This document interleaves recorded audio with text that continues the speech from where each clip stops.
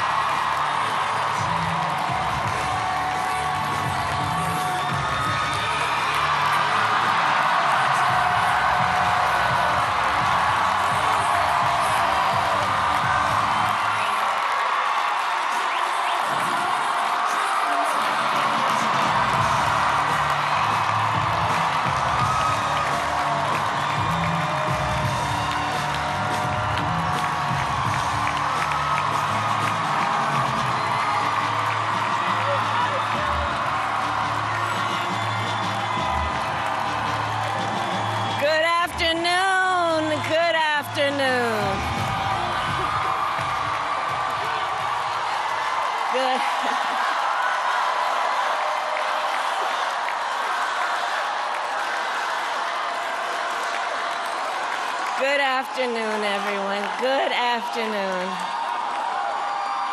Good afternoon. Good afternoon. Thank you all. Thank you, thank you. Thank you, thank you. So let me say, and I love you back, and I love you back. So let me say, my heart is full today. My heart is full today, full of gratitude for the trust you have placed in me, full of love for our country, and full of resolve. The outcome of this election is not what we wanted, not what we fought for, not what we voted for, but hear me when I say, the light of America's promise will always burn bright. As long as we never give up and as long as we keep fighting.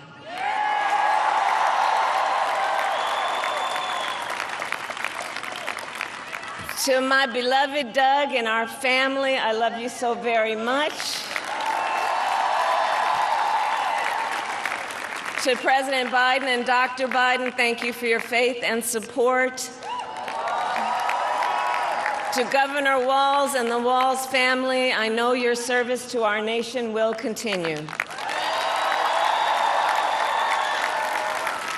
And to my extraordinary team, to the volunteers who gave so much of themselves,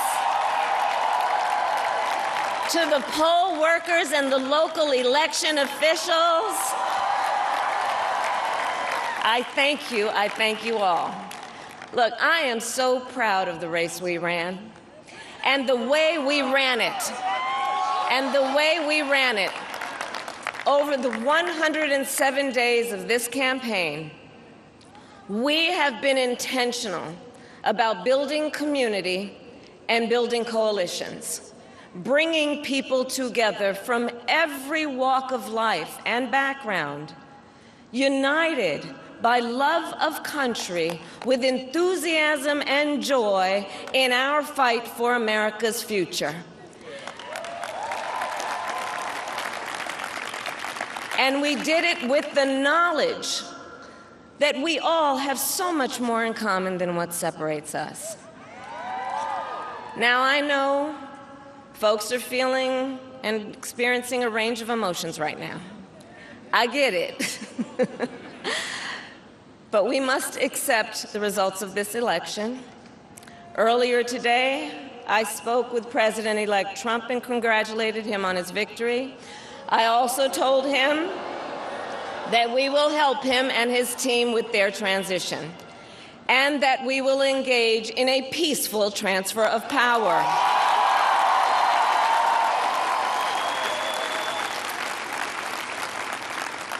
A fundamental principle of American democracy is that when we lose an election, we accept the results. That principle, as much as any other, distinguishes democracy from monarchy or tyranny. and anyone who seeks the public trust must honor it.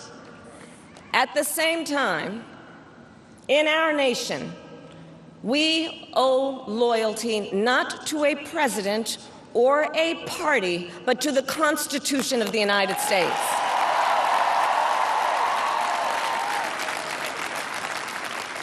And loyalty to our conscience and to our God. My allegiance to all three is why I am here to say, while I concede this election, I do not concede the fight that fueled this campaign.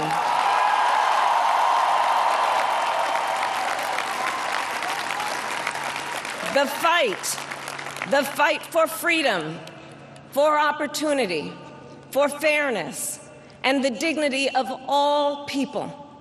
A fight for the ideals at the heart of our nation, the ideals that reflect America at our best.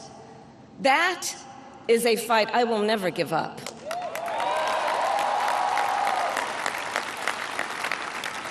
I will never give up the fight for a future where Americans can pursue their dreams, ambitions, and aspirations, where the women of America have the freedom to make decisions about their own body and not have their government telling them what to do. We will never give up the fight to protect our schools and our streets from gun violence. And America, we will never give up the fight for our democracy, for the rule of law, for equal justice, and for the sacred idea that every one of us, no matter who we are or where we start out, has certain fundamental rights and freedoms that must be respected and upheld.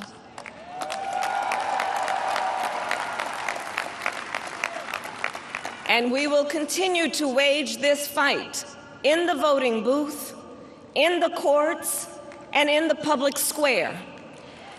And we will also wage it in quieter ways, in how we live our lives, by treating one another with kindness and respect, by looking in the face of a stranger and seeing a neighbor, by always using our strength to lift people up, to fight for the dignity that all people deserve. The fight for our freedom will take hard work, but like I always say, we like hard work. Hard work is good work. Hard work can be joyful work. And the fight for our country is always worth it. It is always worth it.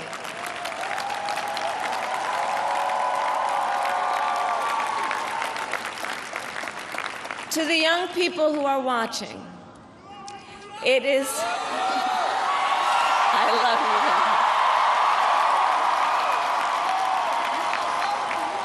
you. To the young people who are watching, it is okay to feel sad and disappointed, but please know it's going to be okay. On the campaign, I would often say, when we fight, we win. But here's the thing. Sometimes the fight takes a while. That doesn't mean we won't win. That doesn't mean we won't win. The important thing is don't ever give up. Don't ever give up. Don't ever stop trying to make the world a better place. You have power. You have power.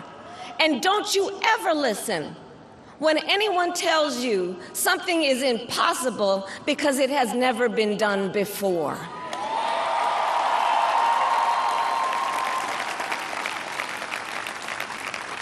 You have the capacity to do extraordinary good in the world. And so to everyone who is watching, do not despair. This is not a time to throw up our hands. This is a time to roll up our sleeves. This is a time to organize, to mobilize, and to stay engaged for the sake of freedom and justice and the future that we all know we can build together. Look, many of you know I started out as a prosecutor, and throughout my career, I saw people at some of the worst times in their lives. People who had suffered great harm and great pain, and yet found within themselves the strength and the courage and the resolve to take the stand, to take a stand, to fight for justice, to fight for themselves, to fight for others. So let their courage be our inspiration. Let their determination be our charge. And I'll close with this. There's an adage an historian once called a law of history, true of every society across the ages. The adage is, only when it is dark enough can you see the stars. I know many people feel like we are entering a dark time, but for the benefit of us all, I hope that is not the case. But here's the thing, America, if it is, let us fill the sky with the light of a brilliant, brilliant billion of stars. The light of optimism, of faith, of truth, and service.